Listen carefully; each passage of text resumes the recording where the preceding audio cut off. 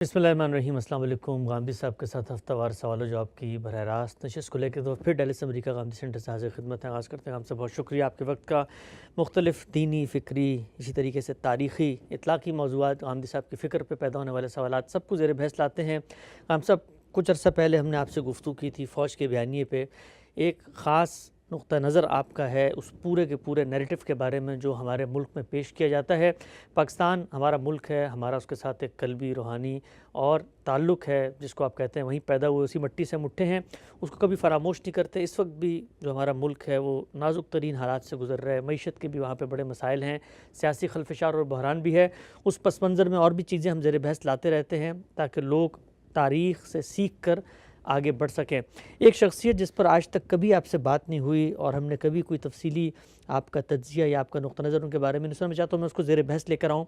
पाकिस्तान के सियासी उफ़क़ पर, तारीख़ी उफ़क़ पर जब आप नज़र दौड़ाते हैं तो ज़ुल्फ़िकार अली भुट्टो को कैसे देखते हैं? जो कुछ उनका एक सियासी पस मंज़र है, जो कुछ उनका फ़िक्री पस मंज़र था, मुल्क में वो आए, उनको इक़्तिदार हासिल हुआ, जिस तरीके से आए, जिस तरीके से उनका ख़ात्मा हुआ, पाकिस्तान की पूरी तारीख़ के अंदर उस दौर को जो हमारे लिए तारीख़ है लेकिन आपने ख़ुद अपनी जवानी में बरह रास्त देखा है, क्या कहते हैं ज़ुल्फ़िकार अली भुट्टो साहब के बारे में?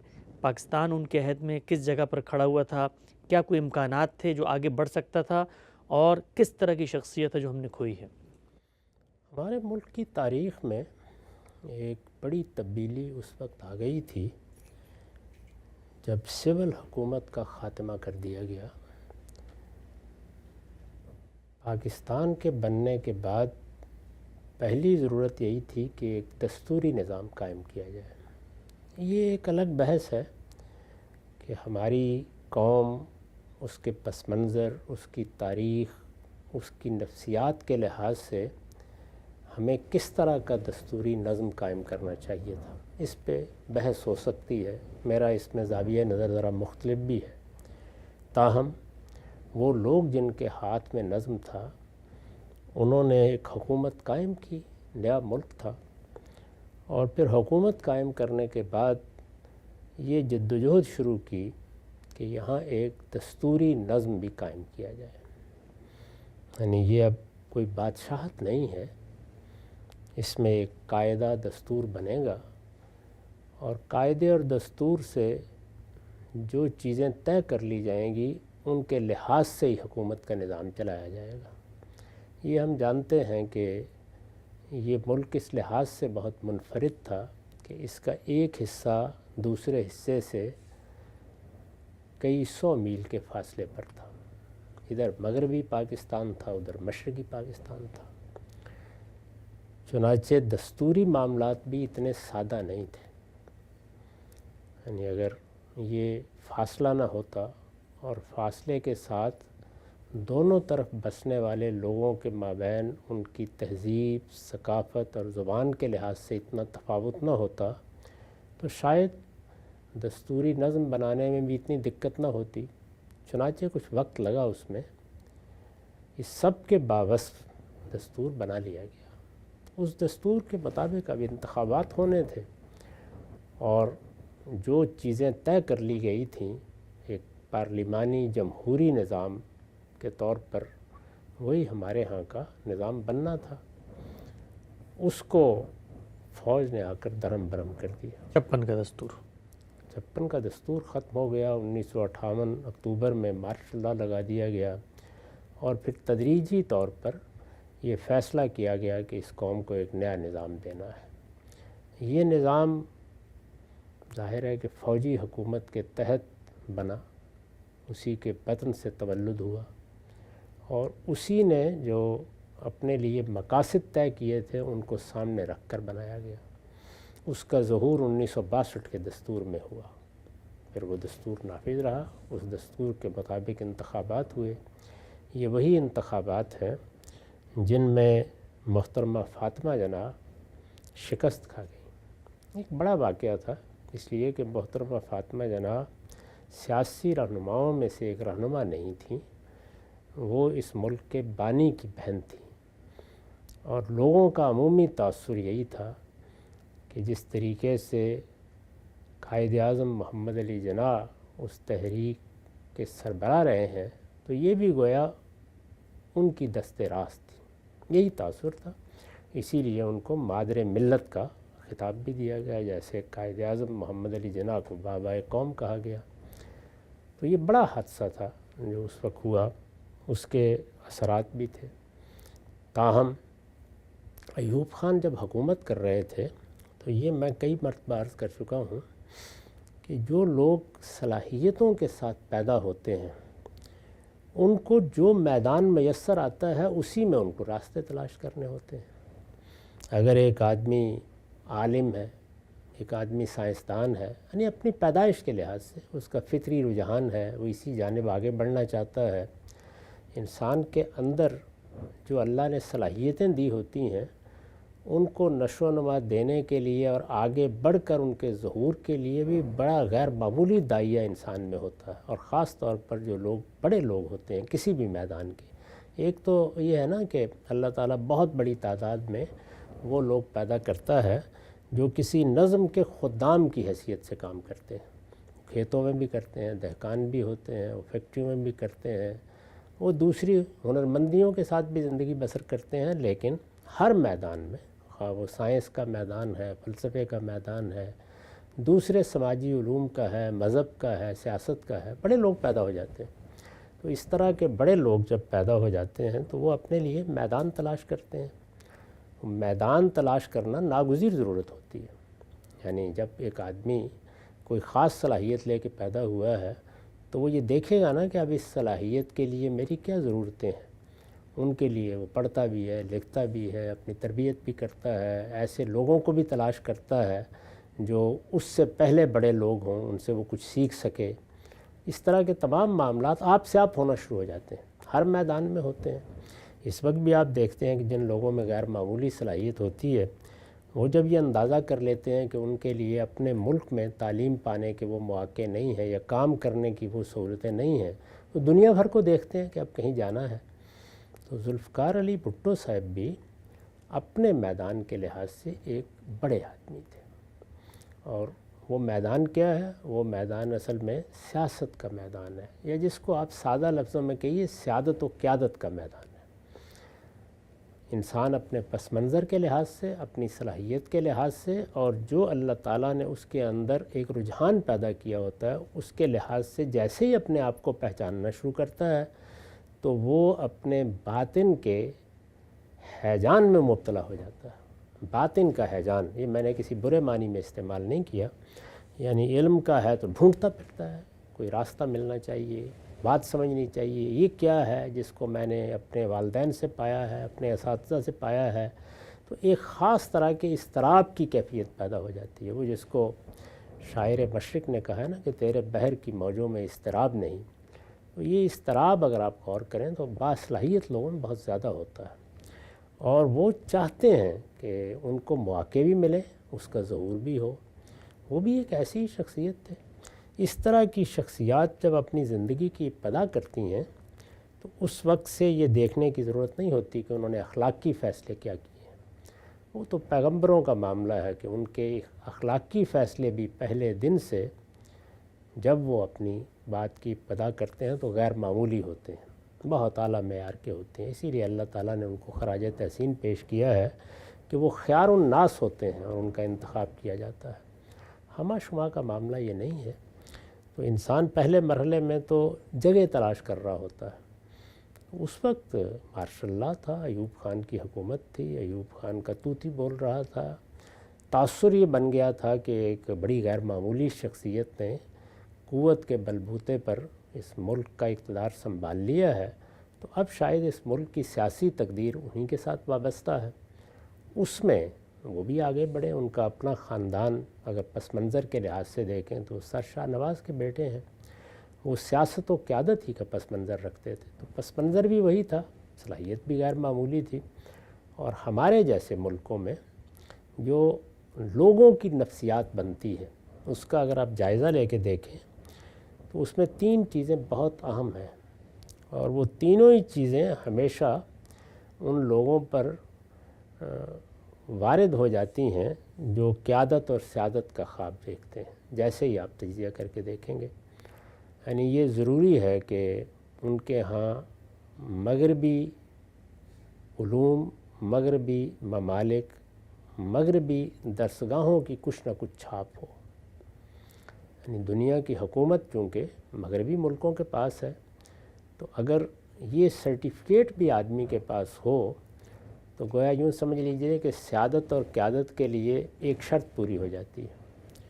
دوسری چیز یہ ہے کہ جو دنیا اس وقت قائم ہے وہ اس دنیا کے ساتھ مکالمے کی صلاحیت رکھتا ہو. اگر آپ غور کر کے دیکھیں تو اس میں جن چیزوں کی ضرورت ہوتی ہے وہ جس قیادت میں بھی پائی جائیں گی، لوگوں کی نگاہیں خواہ مخواہ اس جانب اٹھنا شروع ہو جاتی ہیں. اور تیسری چیز یہ ہے کہ لوگوں کو یہ اندازہ ہو کہ یہ جس سیادت اور قیادت کے میدان کا انتخاب کر رہا ہے اس کے وسائل بھی اس کے پاس ہیں. اگر آپ غور کر کے دیکھیں تو مولانا ابوالکلام آزاد کے مقابلے میں قائد اعظم کے انتخاب میں بھی ان تینوں چیزوں نے کردار ادا کیا. بڑی اہم بات. یہ ہمیشہ ہوتا ہے اور یہ ہر قوم کے لیے الگ ہو جاتا ہے. ضروری نہیں ہے کہ اس طرح کی چیز آپ کسی قاعدے میں ڈال دیں. ہر قوم کی نفسیات کا مطالعہ کر کے دیکھنا چاہیے. یہ تینوں چیزیں بدرجۂ اتم ان کی شخصیت میں موجود تھیں. اگر آپ دیکھیں تو وہ بہت پڑھنے والے تھے، ان کا تعلیمی پس منظر وہی تھا، انہوں نے مغربی درسگاہوں میں تعلیم پائی تھی.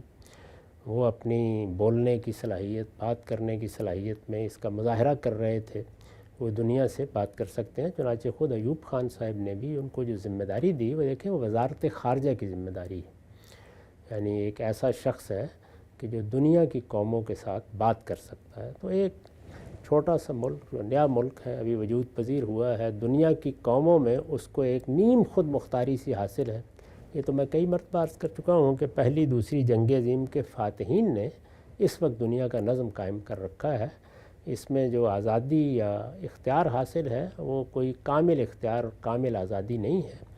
براہ راست حکومت کی بجائے ایک بالواسطہ حکومت کا نظم دنیا میں قائم ہے. یہی اصل میں موجودہ ورلڈ آرڈر ہے. اس وقت ہم اسی میں جی رہے ہیں. اس کے لحاظ سے اگر آپ دیکھیے تو وہ سب شرائط پوری کرتے تھے اور بڑے غیر معمولی آدمی تھے. میں نے ان کو براہ راست سنا ہے، یعنی طالب علموں کے ساتھ گفتگو کرتے ہوئے بہت قریب سے بیٹھ کے سنا ہے. وہ ایک بڑی مؤثر شخصیت تھے. یعنی جو بھی ان کا مقدمہ ہے، جو بات بھی وہ پیش کرنا چاہتے ہیں، اس کے لیے موزوں ترین الفاظ، بہت اچھی کریفٹنگ، بات کیسے کرنی ہے، کہاں سے شروع کرنی ہے، اور ذہانت، فطانت. یہ صرف یہ نہیں ہے کہ میتاب ستارہ بلندی کی کیفیت تھی، بلکہ اس کے ساتھ اس کا ظہور ہوتا تھا ہر پہلو سے. یہ صورتحال تھی. اس میں میں سمجھتا ہوں کہ ان کو جو جگہ ملی وہ ہر لحاظ سے اس کے مستحق تھے. اب یہ ایک الگ بات ہے کہ آپ کسی کے نظریات سے اتفاق رکھتے ہیں یا اختلاف رکھتے ہیں، یا کسی نے جو اسکیم بنائی ہے اپنے کام کو انجام دینے کے لیے اس میں آپ کا زاویہ نظر اس سے مختلف ہے. اس پہلو سے میں آپ کوئی شخص ان پہ تنقید بھی کر سکتا ہے، لیکن سیادت اور قیادت کے لیے جو صلاحیتیں ہماری جیسی قوم میں ہونی چاہیے، میرا خیال ہے کہ قائد اعظم محمد علی جناح کے بعد اگر کوئی شخص آپ اپنی پوری تاریخ میں پیش کر سکتے ہیں تو وہ تنہا وہی ہے. اشغام صاحب، جس طریقے سے آپ نے ان کا ایک تعارف کرایا ہماری اس نئی نوجوان نسل کو، چونکہ آپ خود براہ راست جوانی میں مشاہدہ بھی کر چکے ہیں اور اس دور میں ایک شخصیت کا جو ایک اورا ہوتا ہے اس کو آپ نے محسوس بھی کیا ہے، تو کیا یہ کہا جا سکتا ہے کہ قائد اعظم تو بہت جلدی رخصت ہو گئے پاکستان بنانے کے بعد، اور ان کی قیادت کے زیر اثر جو کچھ اس ملک میں تبدیلیاں رونما ہو سکتی تھیں اس کا تو امکان ہی نہیں پیدا ہوا، لیکن پاکستان کی سیاسی تاریخ میں اس کے بعد پھر قدرت نے ایک موقع دیا ایک بڑے لیڈر کو پیدا کر کے ہم وہاں پر کچھ کر سکتے تھے. کچھ اس لیڈر کی اپنی کوتاہیاں کچھ ہوں گی، غلطیاں ہوں گی، تدبیر کی، حکمت عملی کی، کچھ سیاسی حالات، کچھ عالمی حالات، سب کچھ ہوگا، لیکن پاکستان کو پھر سے اوپر ابھرنے کا موقع ملا ان کی قیادت کی صورت میں. مل سکتا تھا. ان کو جب اقتدار ملا تو یہ آپ کے علم میں ہے کہ اس وقت ایک بڑا سانحہ ہو چکا تھا. یعنی پاکستان دو حصوں میں تقسیم ہو گیا. مشرقی پاکستان الگ ہو گیا. بنگلہ دیش ایک نئے ملک کی حیثیت سے دنیا کے نقشے پر نمودار ہو چکا تھا. وہ اقتدار کیسے ملا، انتخابات کیسے ہوئے، ان سب چیزوں پر گفتگو اور بحث مباحثہ ہو سکتا ہے. اور یہ ممکن ہے کہ جو کچھ ہوا اس میں کچھ بار ان پر بھی ڈالا جائے. یہ بالکل ممکن ہے. ان کے بعض اقدامات کا تجزیہ کر کے بتایا جا سکتا ہے کہ وہ اقدامات میں یا آپ یہ رائے قائم کر سکتے ہیں کہ ملک کے دو لخت ہونے کا باعث بھی بنے، وہ اپنی جگہ ایک الگ بات ہے، لیکن جن حالات میں ان کو یہ ملک ملا وہ یہ حالات تھے۔ چنانچہ آپ کے علم میں ہے کہ انہوں نے اقتدار سنبھالا تو عام طریقے پر یہ نہیں ہوا کہ انتخابات ہوئے ہیں اور انتقال اقتدار ہو گیا ہے، انہیں بڑی مشکلات پیش آئیں، اور یہاں تک نوبت پہنچ گئی کہ پہلے ان کو مارشل ایڈمنسٹریٹر بنایا گیا۔ یعنی یہ ایک دلچسپ چیز تھی کہ فوج کے پاس چونکہ اقتدار تھا تو ایک فوجی ہی مارشل ایڈمنسٹریٹر کی ذمہ داریاں سنبھالے گا، عام طور پر تو یہی ہوتا ہے، تو ایک سیاسی رہنما کو یہ ذمہ داری دی گئی، اور پھر بتدریج انتقال اقتدار ہوا، یہاں تک کہ پھر ایک نیا نظم بنا، ایک نیا دستور بنا۔ اس وقت جو پاکستان میں دستور رائج ہے وہ ذوالفقار علی صاحب بھٹو کا بنایا ہوا ہے، 1973 کا دستور جس کو آپ کہتے ہیں۔ تو یہ دستور بھی انہوں نے ملک کو دیا، جس سطح کے وہ شخص تھے انہی سے یہ توقع بھی ہو سکتی تھی۔ تو اس وقت تو میں نے صرف یہ عرض کیا ہے کہ سیادت اور قیادت کی جو فطری صلاحیتیں ہیں ان میں وہ بڑے ممتاز لوگوں میں سے تھے، بڑی غیر معمولی صلاحیت رکھتے تھے، لوگوں پر بھی ان کا اثر اسی طرح تھا جس طرح اس درجہ کے کسی آدمی کا ہونا چاہیے، اور وہ اپنے مقدمے کو، اپنی بات کو، اپنے نقطہ نظر کو پیش کرنے کی بھی بڑی بے پناہ صلاحیت رکھتے تھے۔ وہ ساری چیزیں ان میں جمع تھیں جو ایک غیر معمولی شخصیت میں ہوا کرتی ہیں جو اس میدان میں اترے، یعنی سیادت اور قیادت۔ پس منظر کے لحاظ سے بھی، وسائل کے لحاظ سے بھی، ہمارے جیسے ملک میں ظاہر ہے اس زمانے تک وہی لوگ آگے آ سکتے تھے کہ جو جاگیرداری کا ایک خاص پس منظر رکھتے ہوں، وہ ساری چیزیں ان کو بدرجۂ اتم میسر تھیں، یعنی پس منظر کی چیزیں بھی اور شخصیت کی چیزیں بھی۔ نقطہ واضح ہو گیا۔ ہم سب یہ بیان کیجیے گا، جب کوئی بڑا آدمی دنیا میں آتا ہے، رونما ہوتا ہے، وہ خود سوسائٹی، معاشرے، سماج کے اندر موجود خرد افروز طبقہ ہے، کچھ پڑھے لکھے دانشور ترقی پسند لوگ ہیں، کوئی مفکرین ہیں، فلسفی ہیں، دانا ہیں، حکیم ہیں، ان کو متاثر کرتا ہے۔ بھٹو صاحب نے اپنے دور کے اندر جب وہ سیاسی افق پر رونما ہوئے تو ہم جب نظر دوڑاتے ہیں ان کی خود اپنی ٹیم میں ڈاکٹر مبشر حسن ہوں، جے رحیم ہوں، اس دور کے وہ شیخ رشید ہوں، اسی طرح سے مذہبی پس منظر کے ہمارے یہ کوثر نیازی صاحب ہوں، اور بھی بہت سارے لوگ، ڈاکٹر مبشر، ان سب کو انہوں نے بڑا متاثر کیا۔ تو ان کے ارد گرد جو لوگ جمع بھی ہوئے وہ بھی ایک جس کو آپ کہتے ہیں فکری پس منظر رکھنے والے لوگ تھے۔ اس پہ کوئی شک نہیں ہے، یعنی وہ لوگ جو ملک میں کچھ تبدیلی چاہتے تھے۔ ہمارے ہاں تبدیلی کی دو رویں ابتدا ہی سے شروع ہو گئی تھی۔ ایک رو کی قیادت مولانا سید ابو اللہ صاحب مودودی کر رہے تھے، اس کے بنیادی مقدمات یہ تھے کہ ہم مسلمان ہیں، یہ ملک بھی اسلام کے لیے بنایا گیا ہے، یہ اسلام کی تجربہ گاہ ہے، اب ہمیں آزادی حاصل ہو گئی ہے تو ہمیں یہاں اللہ کے دین کے مطابق حکومت کرنی چاہیے۔ وہ اس کو مسلمان قوم کی ذمہ داری بھی سمجھتے تھے، اپنی دعوت کا مقصد بھی سمجھتے تھے، اور اس میں کوئی شک نہیں ہے کہ جو انہوں نے دین کی تعبیر کی اور اس مقصد کے لیے لوگوں میں جذبہ پیدا کیا، وہ خود ہماری نہیں بلکہ مسلمانوں کی بحیثیت مجموعی تاریخ کا ایک بہت بڑا باب ہے۔ یعنی کہا جا سکتا ہے کہ اس وقت جو لوگ یہ خیال کرتے تھے مراکش سے لے کے انڈونیشیا تک کہ مسلمانوں کو جہاں جتنی آزادی بھی ملی ہے اس سے فائدہ اٹھا کر انہیں خلافت راشدہ کو دوبارہ زندہ کرنا چاہیے، مسلمانوں کو اپنی عظمت رفتہ کی بازیافت کے لیے ایک مرتبہ پھر دینی ہدایت کو اپنی سیاست کا محور و مرکز بنانا چاہیے، ان کی وہ قیادت کر رہے تھے۔ یعنی پاکستان کو یہ شرف حاصل ہوا کہ ایک ایسی شخصیت یہاں پیدا ہوئی جو اسلام کی سیاسی تعبیر کی بھی بانی ہے، اور اس کے ساتھ اس دعوت یا اس تحریک کو بھی سب سے بڑی قیادت انہی کی شخصیت سے حاصل ہوئی۔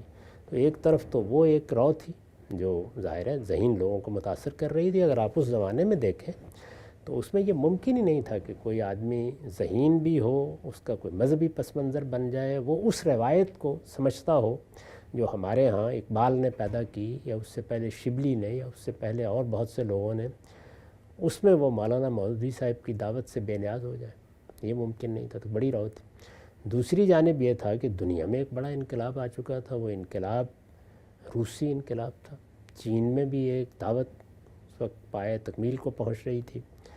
اس پس منظر میں ایک نیا فکر تھا۔ آخر ہمارے ہاں کا ایک بہت غیر معمولی شخص فیض احمد فیض، ذرا پڑھیں مہو سال آشنائی، کس حد تک متاثر ہوا۔ بہت لوگ تھے جو اس دوسری رو سے بھی متاثر، ان کا خیال تھا کہ دنیا میں پہلی مرتبہ تاریخ کا تجزیہ کر کے وہ سائنس دریافت کر لی گئی ہے جس سے ہم غربت کے مسئلے کو حل کر سکتے ہیں۔ تو آپ دیکھیے کہ دو چیزیں ہیں جو انسان کے اندر اہتزاز پیدا کر دیتی ہیں، ایک مذہبی جذبہ اور دوسرے انسان کے حالات۔ دنیا میں دو ہی چیزیں ہیں نا، یعنی میں انسان کی حیثیت سے اپنے شکم کا مسئلہ حل کرنا چاہتا ہوں، میں اپنے لیے آسائش چاہتا ہوں، آرام چاہتا ہوں، غربت کو ختم کرنا چاہتا ہوں۔ یہ وہ چیزیں ہیں جو دنیا میں آدرش بن سکتی ہیں، یہ اتنا زیادہ انسان کے اندر تحریک پیدا کرتی ہیں۔ دوسرے یہ کہ میرے پروردگار کا حکم ہے، اس حکم کے تحت میں ایک حکومت قائم کروں گا، میں یہاں پہ خیر کو نشو و نما دوں گا۔ تو دنیاوی ضرورتوں کے لحاظ سے وہ بڑی غیر معمولی حرکت ہے جو انسان کے اندر پیدا ہوتی ہے، اور انسان کی مذہبی ضرورتیں جو اس کے اخلاقی وجود یا اخلاقی شعور سے پیدا ہوتی ہیں، اس میں مذہبی تحریک۔ تو یہ دونوں چیزیں اس وقت اپنے عروج پر تھیں۔ نعیم صدیقی صاحب ایک بڑے مفکر ہوئے ہیں ہمارے ہاں، جن کی کتاب ہے محسن انسانیت۔ انہوں نے ایک مضمون لکھا تھا جس میں یہ کہا تھا کہ اس وقت کوئی شخص اگر ہمالہ کی چوٹی پر کھڑا ہو کر دائیں اور بائیں دیکھے تو ایک طرف اس کو ماؤ زیتونگ نظر آئیں گے اور دوسری طرف مولانا سید ولي اللہ صاحب مودودی۔ تو یہ دونوں رویں ہمارے ہاں موجود تھیں۔ تو اس میں جس طریقے سے مولانا سید ولي اللہ صاحب مودودی کی تحریک بہت بڑے پیمانے پر ذہین لوگوں کو، کام کرنے والے لوگوں کو، جذبہ رکھنے والے لوگوں کو متوجہ کر رہی تھی، یہاں تک کہ یونیورسٹیوں میں اور کالجوں میں بھی اس کے بڑے غیر معمولی اثرات ہو رہے تھے، اسی طریقے سے وہ جو دوسری رو موجود تھی اس کو بھی قیادت چاہیے تھی۔ ان کے ہاں بہت سے دانشور تھے، ان کے ہاں بہت سے اچھے لکھنے والے تھے، وہ رسائل بھی نکال رہے تھے، اپنی بات بھی پیش کر رہے تھے، چھوٹی چھوٹی تنظیموں کی صورت میں اپنے وجود کا اظہار بھی کر رہے تھے، لیکن ان کے ہاں اس درجے کی کوئی شخصیت نہیں تھی۔ ذوالفقار علی بھٹو صاحب کی شخصیت ان کو ملی۔ تو اس لحاظ سے آپ کہہ سکتے ہیں کہ دونوں رووں میں جو کریم تھی وہ دونوں کی جانب متوجہ ہوئی۔ تجزیہ کے غام صاحب آپ نے اس دور کی جو سماجی حرکیات تھیں اس کے پس منظر میں بھی غام صاحب جب ہم نظر دوڑاتے ہیں بھٹو صاحب کے پورے عہد پہ تو تین چیزیں ان کے ایک پورے کے پورے جس کو کہتے ہیں نظریے، آدرش اور ورلڈ ویو کو نمایاں کرتی ہیں۔ ایک ان کا معیشت کے بارے میں نظریہ ہے، سوشلزم کو انہوں نے معیشت کا آدرش قرار دیا، اس کے نتیجے میں کچھ اقدامات کیے، نیشنلائزیشن کا پورا تصور۔ پھر پاکستان کی تاریخ میں جو ایک بہت بڑا سول ملٹری کانفلکٹ ہے اس کے بعد میں انہوں نے کچھ اقدامات کیے، صدر بنے ہیں تو یحییٰ خان کو نظر بند کیا، جنرل گل حسن کا تقرر کیا، پھر ان سے کس طرح استعفیٰ لے کے ٹیکا خان اور پھر ضیاء الحق صاحب، ملٹری کے ساتھ ان کا ایک رویہ سامنے آتا ہے۔ اور تیسری چیز جو ہم نے دیکھی کہ خود سیاست کے میدان میں سیاسی مخالفین ہوں یا سیاسی تنازعات ہوں ان میں کیسے معاملہ کرنا ہے۔ میں چاہوں گا کہ ان تینوں پہلوؤں پہ الگ الگ آپ کا تجزیہ لوگوں کے سامنے میں رکھوں اور یہ جانوں کہ ان چیزوں کو غام صاحب کیسے دیکھتے ہیں۔ وقت یہاں پہ ختم ہوتا ہے، دوبارہ حاضر خدمت ہوں گے، اب تک آپ کو بہت شکریہ۔